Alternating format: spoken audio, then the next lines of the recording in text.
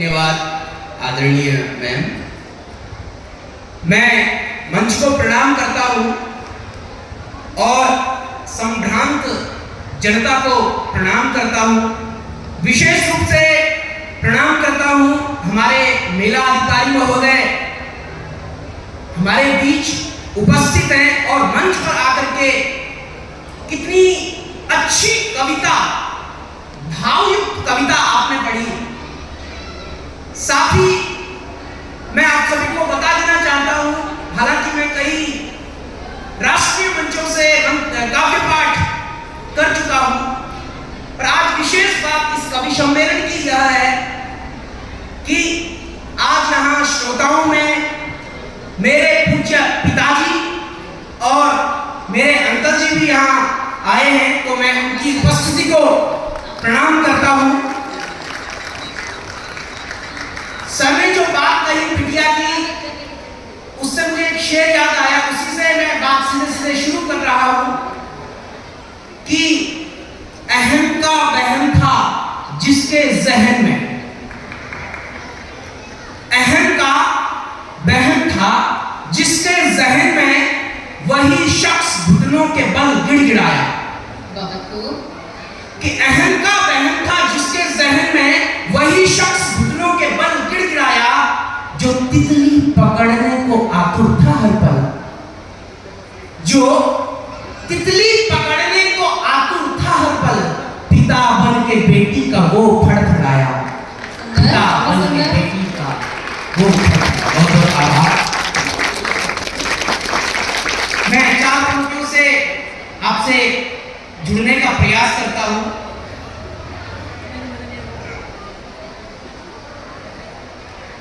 मेरी कश्ती है मझधार में, आके इसको संभालो सजन। मेरी कश्ती है मझधार में, आके इसको संभालो सजन। मेरी कश्ती है मझधार में, आके इसको संभालो सजन। मैं नन्हा सा चलता दिया, क्या सहारा ही देगा पवन। मैं बहुत आभार आपका, बहुत बहुत आभार, क्योंकि मुझे आप लोगों से इतनी भी उम्मीद नहीं, जिस प्रकार से यहाँ जनता बैठी है, इतनी तालियों की उम्मीद नहीं थी। पर अगर आप लोग मुझे ध्यान से सुन लेंगे, 2 लोगों की तालियां भी मिलेगी, तो मुझे लगेगा कि कवि सम्मेलन अच्छा गया है। 4 पंक्तियां फिर निवेदन करता हूं।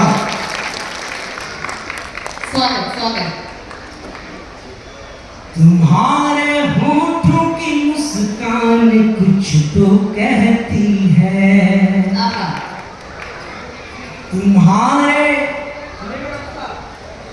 तुम्हारे होठों की मुस्कान कुछ तो कहती है, वरना बिन बात के इतना न मुस्कुराते तुम, वरना बिन बात के इतना न मुस्कुराते तुम।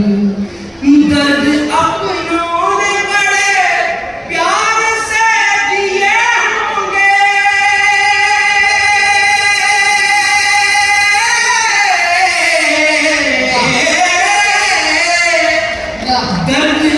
दर्द अपनों ने बड़े प्यार से दिए होंगे, वरना गीतों से मेरे लौट कर न आते तुम, वरना गीतों से मेरे लौट कर न आते तुम। जलते एक चांद को ठंडक नहीं मैं दे पाया, जलते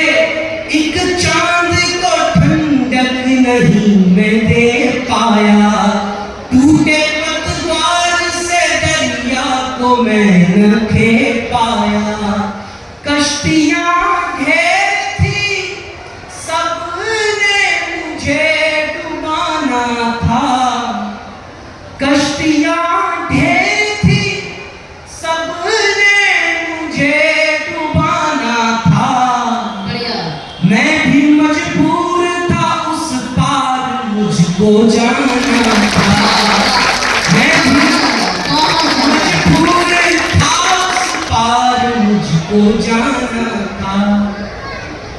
ये जो बंद थे वो केवल आपको मुख्य कविता से जोड़ने के लिए थे।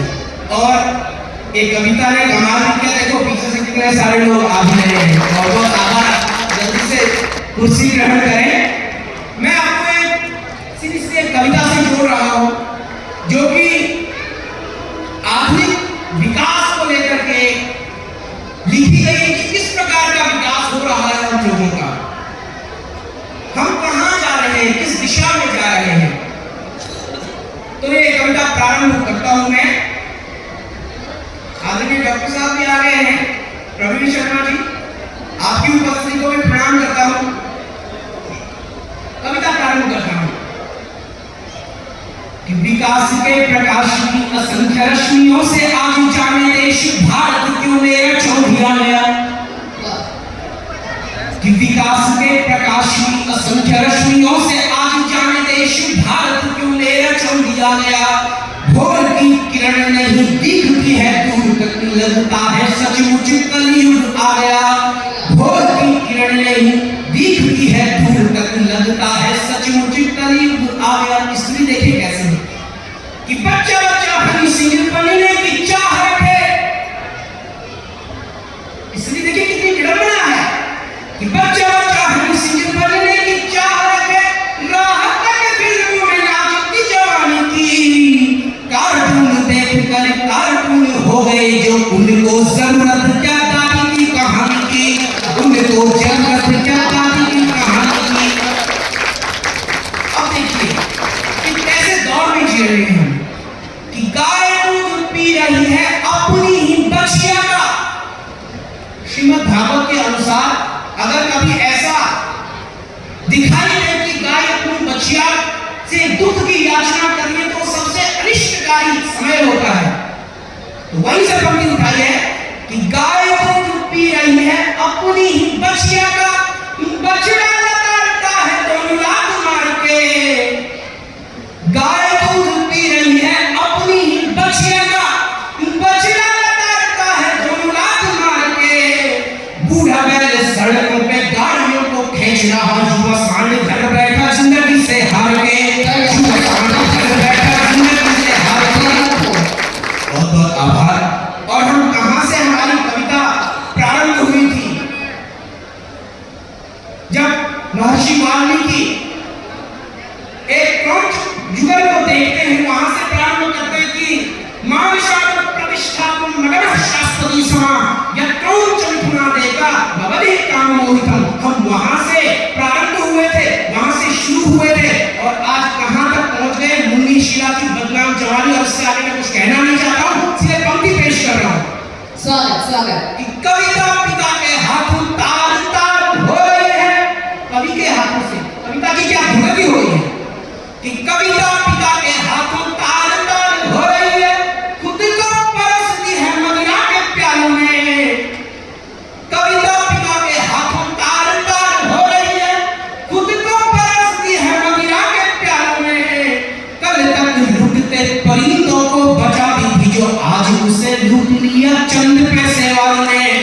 कल तक लूटते परिंदों को बचा दी जो आज उसे लूट लिया चंद पैसे वालों ने। और अब बंद सुनिएगा, इस कविता का अंतिम बंद है ये, सुनिएगा कि भावहीन दिव्यता से पीन पीन पीन भय। पीन शब्द संस्कृत का है, ये विशुद्ध संस्कृत का शब्द है, इसका मतलब है मोटा। पीन कि भावहीन दिव्यता से पीन पीन पीन भय, गए जन्म कर्म के, गए कर्म जन्म के भी मर्म को न जानते। सारे लोग आज चमड़ी के दीवाने बने हुए हैं कि भावहीन दिव्यता से पीन पीन पीन भय, गए कर्म जन्म के भी मर्म को न जानते। छानते हैं भाग लड़ते हैं जन्मदायी से, अपने ही बाप को भी बाप नहीं मानते, अपने ही बाप को भी बाप नहीं मानते। बहुत धन्यवाद, आपने बहुत ऐसे सुना, इसके लिए आभार। बहुत सुंदर, बहुत बढ़िया प्रस्तुति आपकी डॉक्टर